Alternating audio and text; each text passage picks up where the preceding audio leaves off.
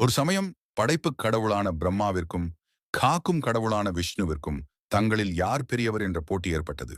இந்த போட்டியை கண்ட சிவபெருமான் அவர்களின் அகந்தையை அடக்கெண்ணினார். சிவபெருமான் ஒரு மிகப்பெரிய நெருப்புத் தூணாக, அடிமுடி காண முடியாத ஜோதி ஸ்தம்பமாக தோன்றினார்.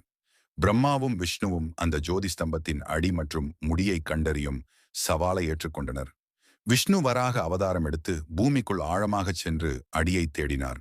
பிரம்மா அன்னப்பறவையாக மாறி ஆகாயத்தில் பறந்து முடியை தேடினார். நீண்ட தேடலுக்குப் பிறகும் இருவராலும் அந்த ஜோதி ஸ்தம்பத்தின் அடி அல்லது முடியை கண்டறிய முடியவில்லை. விஷ்ணு தனது தோல்வியை ஒப்புக்கொண்டார். ஆனால் பிரம்மா ஒரு தாழம்பூவை கொண்டு பொய் சாட்சி சொல்லி தான் முடியை கண்டதாக கூறினார். இதனால் சிவன் கோபத்தில் பிரம்மாவுக்கு பூஜை இல்லாதவராகவும் தாழம்பூ பூஜைக்கு பயன்படுத்த மாட்டாது என்றும் வரம் வழங்கினார். பிரம்மாவின் பொய்யை கண்ட சிவபெருமான் தனது முழு உருவத்தை காட்டி தான் ஆதியும் அந்தமும் இல்லாத பரம்பொருள் என்பதை உணர்த்தினார். ஆதியும் இல்லை, அந்தமும் இல்லாத மலையே திருவண்ணாமலை. திருவண்ணாமலையில் கிரிவலம் என்பது வெறும் நடைபயணம் அல்ல. அது மனசாட்சி, பணிவு மற்றும் ஆன்மீக ஒளி பெறும் ஒரு வழி.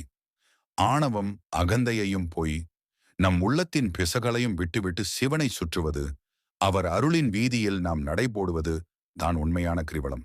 அந்த புனித சிந்தனையுடன் செல்வோம். அவரது திருவடிகளில் பணிந்து பொய் இல்லாத உண்மை மனதுடன் அருளை பெற்றிடுவோம். ஓம் நம சிவாயா.